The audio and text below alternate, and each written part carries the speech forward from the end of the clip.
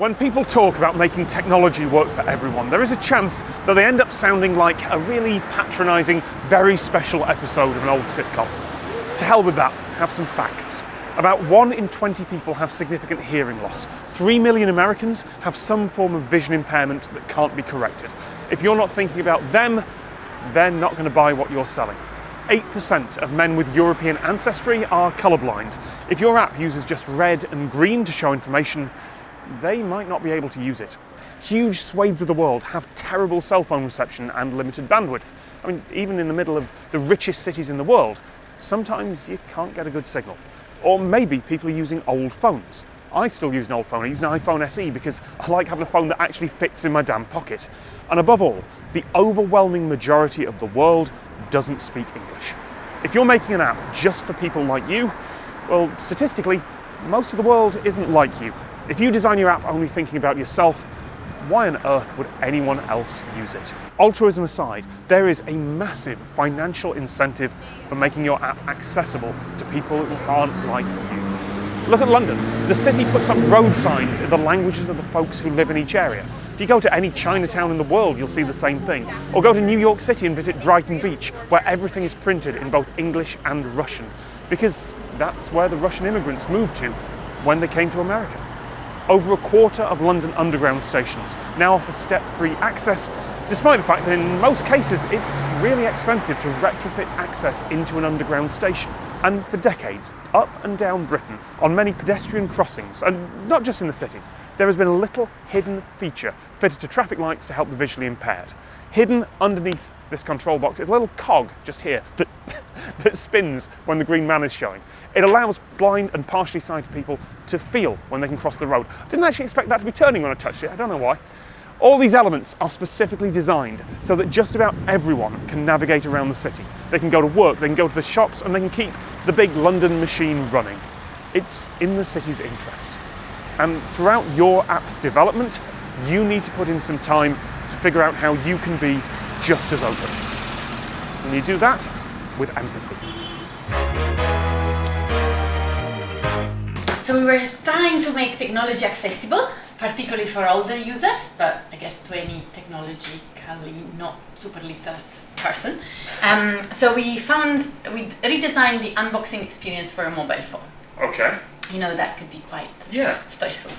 And it actually uses a familiar mental model, the book, to guide a person through the stages of setting up a new phone. So on the first page, we're actually going to find the SIM card. Oh, that's nice. Which is the heart and soul of your phone. Please lift it out. Please lift up. Then we'll go to the second page, and that shows just exactly where you need to put the card in the device. And then I guess you can imagine what's going to happen next. Yeah. You can see exactly where you need to But there's insert. arrows tell you exactly what to do, and it steadily reveals what's there. Exactly. It's really nice. So even if you're not familiar with the process of setting up a new phone, these will simplify the process. The first thing that we do is going out in the real world and trying to understand the problem with a very different array of users. So for example, if you want to design an app which is universal, I would advise you to go out and speak to as many different people as possible. This could be very time consuming, so it's maybe better to pick a range of 6 to 10 people that would represent very different lifestyles and personalities and abilities as well. For a project for Samsung called Out of the Box, we involved a lot of older users.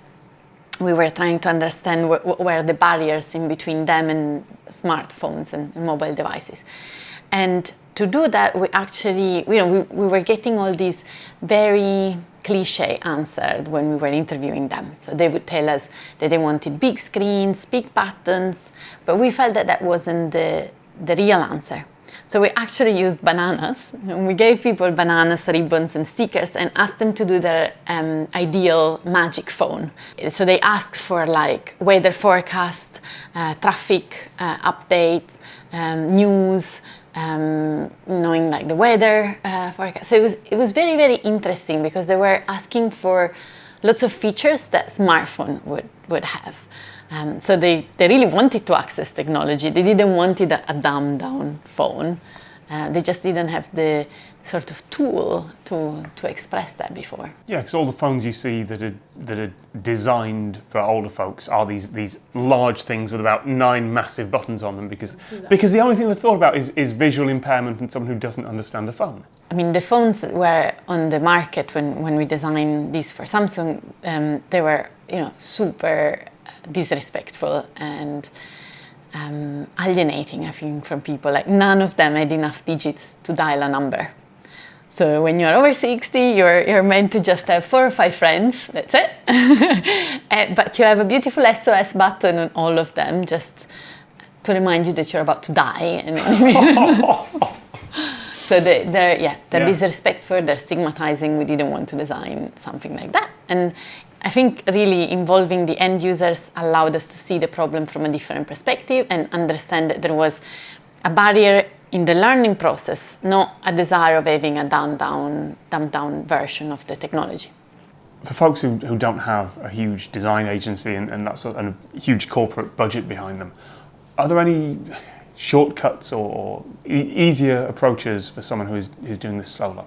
I guess my advice is just go out there, choose very well 6 people and really interview them and design some activities to get inspiration from them. Don't use them just as a focus group to know if they like something or not.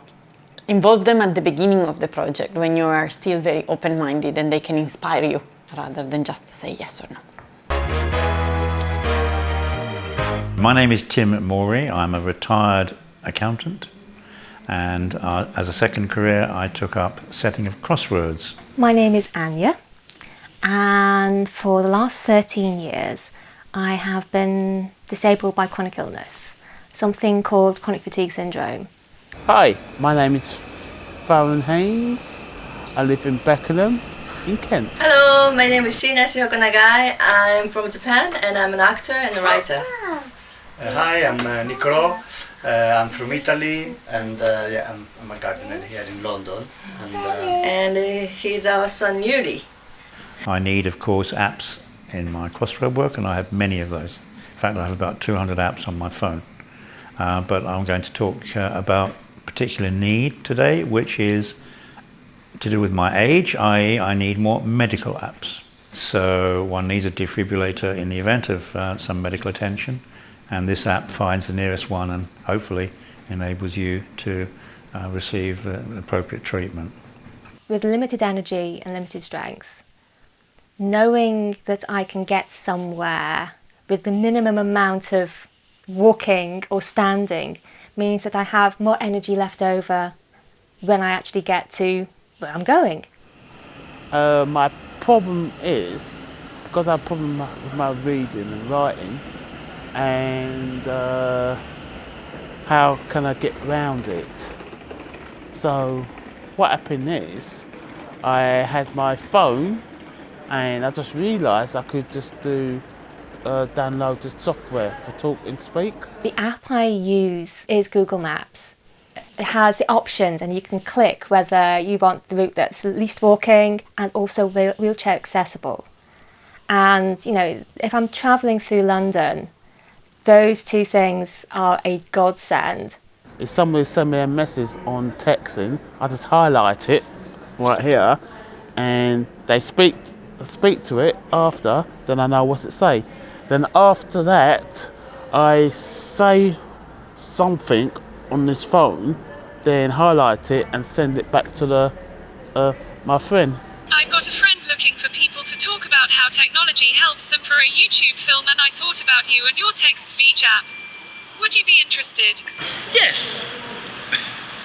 We have a problem communicating each other with her family, especially his parents only speaks Italian, and my mom doesn't speak Italian or English either. So when we communicate, we sometimes use apps, like translation apps. Yuri, come on!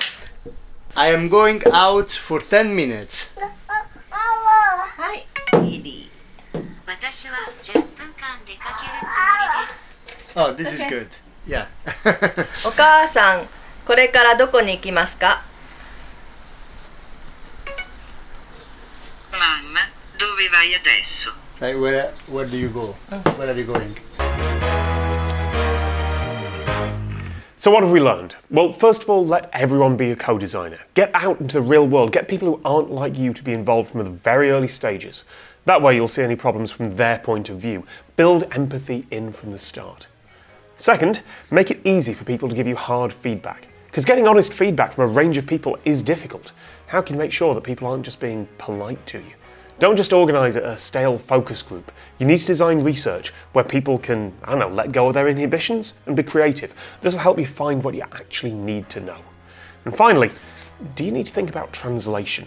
80% of people on Earth do not speak English. If they are ever going to be interested in your app in the future, weigh up the pros and cons of internationalisation. And if it seems like it might ever be a good idea for your project in the future, at least plan ahead for it.